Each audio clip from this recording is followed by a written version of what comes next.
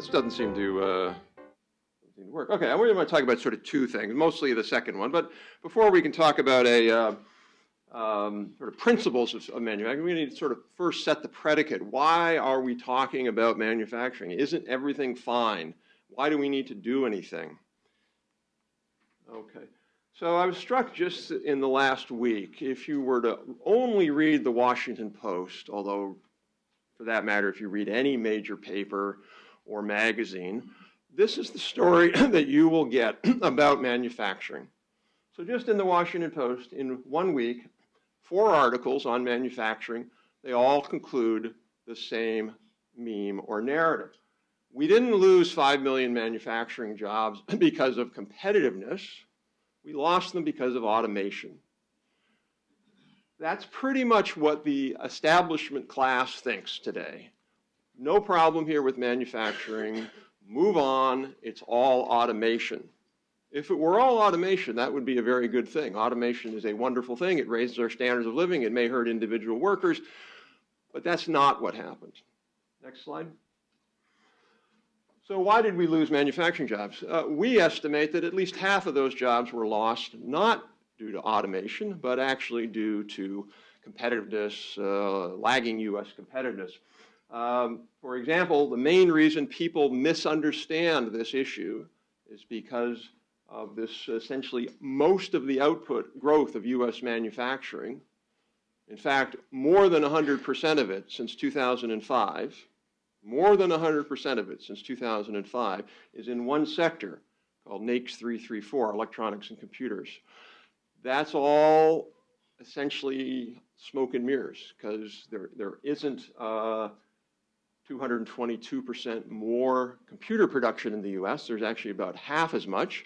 But what happens when the computer companies and semiconductor companies make a faster device, the government says they made 2 of them. So if the speed of this device doubles, the government says output went up twice. Moore's law is so powerful that it distorted the entire U.S. manufacturing statistical system. That's kind of the bottom line here. So today, including, by the way, in NAICS 334, real value added, inflation-adjusted U.S. manufacturing value added is 7% below what it was in 2007. And by the way, we'll have a report on this in about 2 weeks. It goes through all this detail in great detail. 10 of 19 manufacturing sectors produce less today than they did in 1999. So there's something going on that's more than just producing the same amount and more with fewer workers. There's something else going on that is hurting output, and that is not consumption. U.S. manufacturing consumption is at the same share of GDP it was 20 and 30 and 40 years ago. What's going on there obviously is competitiveness, the inability to make as much here as we would like. Next slide. So that's why they say they lost, but even the sort of establishment defenders will say, sure, there were some companies that went overseas, but this is all just sort of this natural process of globalization. Again, part of it is a natural process of globalization. Different kinds of global division of labor as technology emerges. But there were also some other factors, what we would call innovation mercantilism, aggressive innovation mercantilism, particularly by China, led to many jobs going overseas that would not have gone overseas otherwise. The fact the U.S. has the highest corporate tax rate in the world and the highest effective corporate tax rate on manufacturers among 15 major competitors. So not just the rate, the effective rate is the highest among 15 competitors. Compared to other nations like the Germans, like the Japanese, like the South Koreans, we invest very little in government industrially relevant R&D. A lot of our R&D is health and defense and energy. Other countries do that. We have, frankly, a very poor workforce training system. You benchmark us against the world leaders like Austria and Germany, who we're hosting, do an event in the next 3 weeks on what they are doing.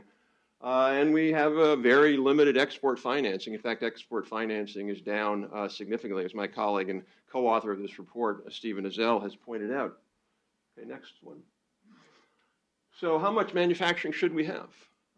There's a president of a leading think tank here in town. I won't say who it was, but he was asked that question recently.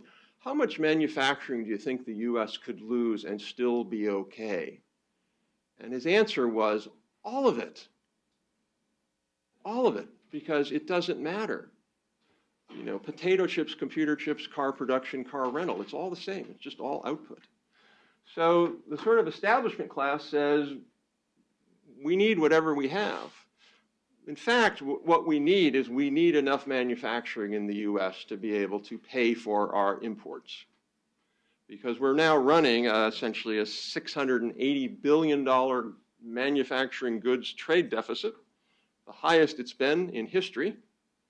So even though you heard all this about reshoring and all in the last few years, we're running the highest manufacturing goods deficit in history. That $679 billion, by the way, will have to be paid back.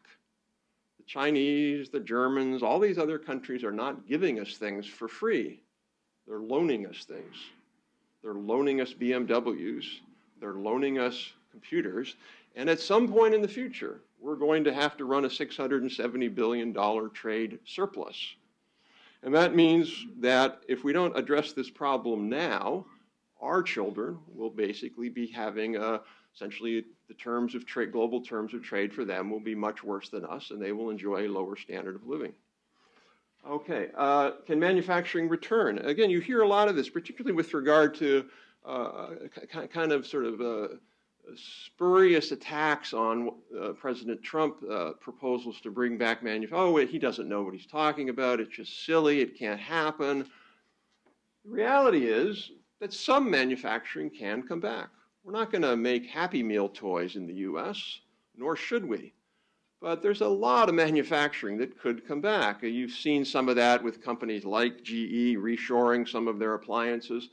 So there are things on the margin that could come back, and I think these tend to be complex, high-value added activities. We're not going to bring back low-skill repetitive work, and frankly, we should not bring back low-skill repetitive work. Okay, next one. So, principles. How should we think about this? Most manufacturing discussion is about tactics or about policies or about programs, and that's very important, but I think we need to also have a conversation about principles. So next one.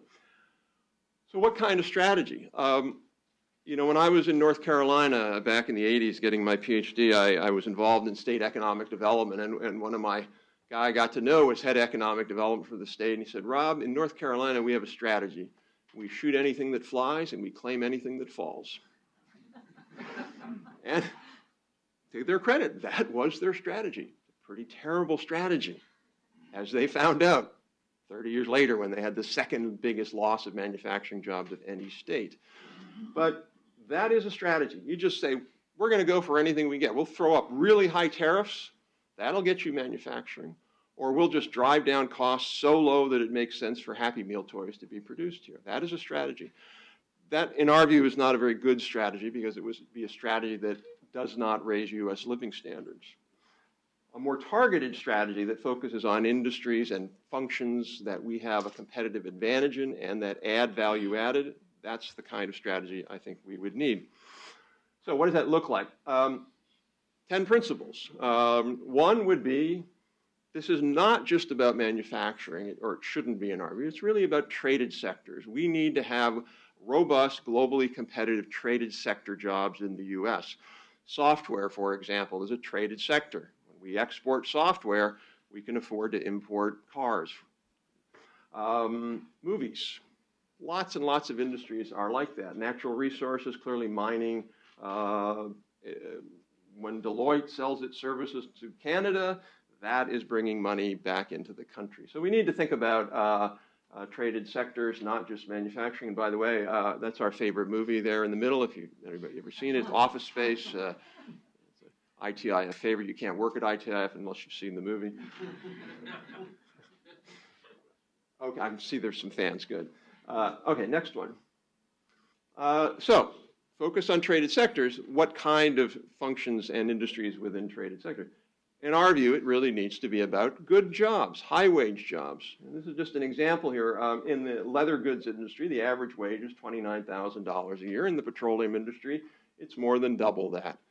At the margin, if you have a choice between jobs in those industries, you're going to pick, and you should pick, petroleum, high-wage jobs. Same thing within industries. So, for example, if you look at the communication equipment assemblers, They make $33,000. Computer equipment, comms equipment operators, make $95,000. So within industries, there are commoditized low-wage jobs, and there are also high value-added, high-wage jobs. So the goal should be to be thinking about those orange bars. Next one.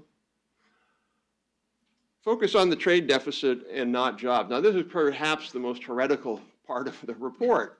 How could you not think that jobs are the issue? Well, for one thing, we have a pretty low unemployment rate today, and it's not to say that we can't and shouldn't do better on jobs, but imagine two scenarios.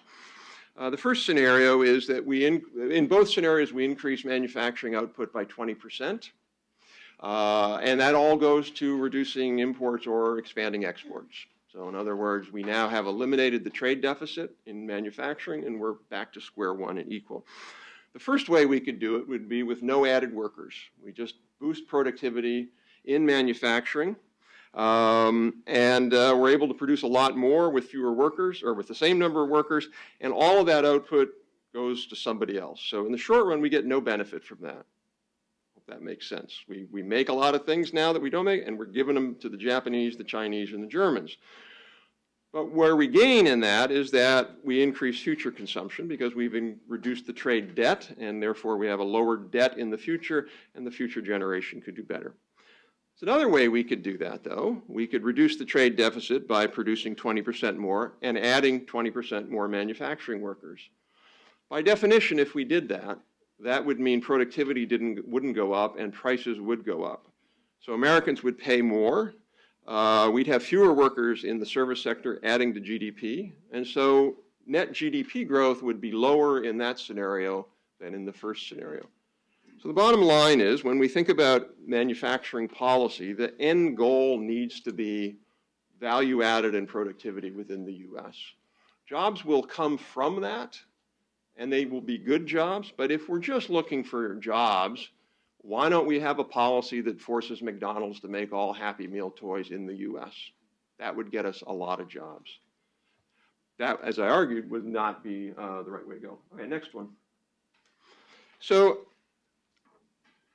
I think there's a lot of confusion in manufacturing policy discussions today about, well, we should make things here and what should we make here? And sort of emblematic of that is, why can't we assemble this phone in the United States? And I think what we need is a more nuanced and strategic approach to thinking about that. And the best that we found is work by Gary Pisano and Willie Shih up at Harvard Business School. And they have an article and a book. They talk about this. And what they have identified is essentially, think about this as any manufacturing sector could be in one of these four-cell matrix. And the matrix is essentially the degree of modularity, and by that they mean how much can R&D and design operate separate from manufacturing. So if it's modular, those two things can be separate. If it's integrated, they have to be together. And the second would be the maturity of the manufacturing process. If the manufacturing process isn't changing rapidly, it's fairly stable, then that suggests one kind of geographic distribution. And if it's more dynamic and changing, that suggests another. So what we should be focusing on as a country, we would argue, is industries that are process-embedded innovation and process-driven innovation. So the ones I don't think we should be worrying about as much would be those others. A good example would be pure product innovation. So these would be industries where the manufacturing processes are mature, the value of geographic linking of product design and manufacturing is low. Again, this would be the iPhone. Incredible complexity on design. Each new version that comes out, the design is different. Lots and lots of complexity there. Putting the little things together doesn't change. You know, the assembly process for the iPhone 3 and the iPhone 7, pretty much the same assembly process, but the iPhone 3 and the iPhone 7, fundamentally different phones. So the idea that somehow, we should just be able to get commodity-based assembly jobs back here, I think overlooks that those jobs don't need to be integrated. On the other hand, Harry, go back one, please. If you think about what they call process-driven innovation, where manufacturing processes are still evolving. They're not stable. That means it's very hard to separate R&D and design from the manufacturing process itself. A good example of that would be biotechnology. Biotechnology is something where you have two kinds of innovation. You have innovation on the drug itself, but then you also have constant innovation and complexity in the vats and the production of the actual molecules.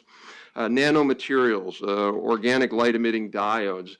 These are all technologies that you cannot separate production from design and R&D because you lose control over it, and you need to be able to have a lot of engineering talent in it. So again, it suggests that not everything is something that we should be focusing on, and rather we should be focusing on the kinds of things that have to be linked together in a knowledge-based, innovation-based, high-wage economy like the U.S.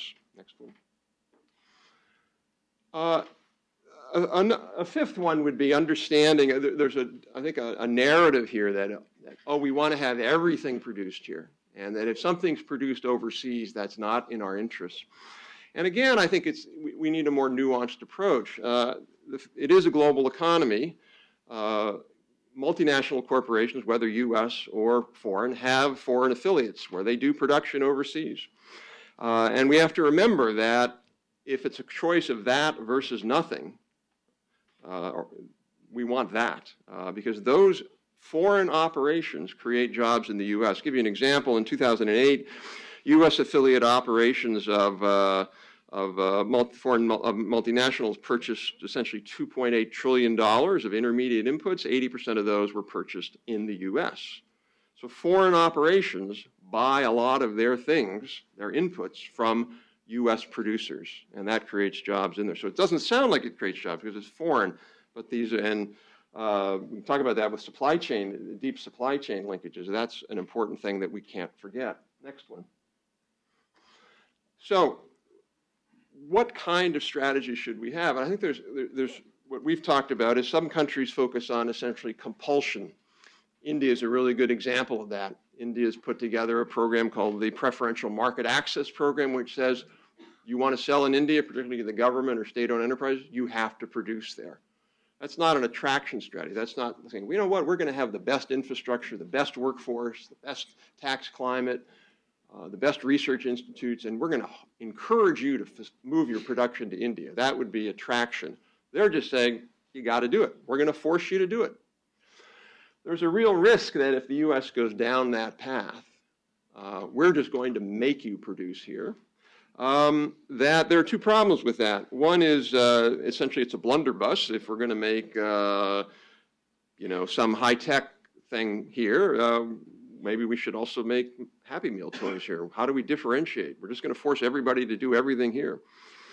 But the second, I think, that's problematic with that is it essentially sends a green light to other countries. We're doing compulsion, you can do compulsion.